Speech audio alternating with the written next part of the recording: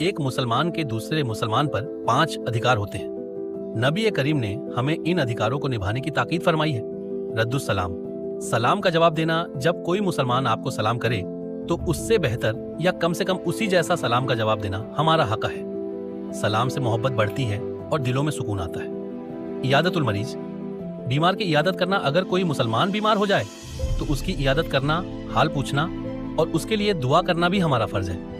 इससे आपसी हमदर्दी और भाईचारा मजबूत होता है। इत्तिबा उल जनाजा, जनाजे के पीछे जाना। जब किसी मुसलमान का इंतकाल हो जाए तो उसके जनाजे में शामिल होना और उसके लिए मगफिरत की दुआ करना हमारा अहम हक है। इजाबतुल दावत, दावत कबूल करना। अगर कोई मुसलमान हमें दावत दे तो बिना किसी शरई वजह के उसकी दावत कबूल करना आपसी मोहब्बत और ताल्लुक को बढ़ाता है। 5 तशमीतुल आतिस, छींकने वाले के लिए दुआ। जब कोई मुसलमान छींक कर अल्हम्दुलिल्लाह कहे तो उसके जवाब में कहना चाहिए यरहमुकल्लाह, यानी अल्लाह तुम पर रहमत फरमाए। समापन, ये 5 अधिकार मुसलमानों के दरमियान मोहब्बत, रहम और भाईचारे को कायम रखते हैं। अल्लाह ताला हमें इन अधिकारों पर अमल करने की तौफीक अता फरमाए। आमीन।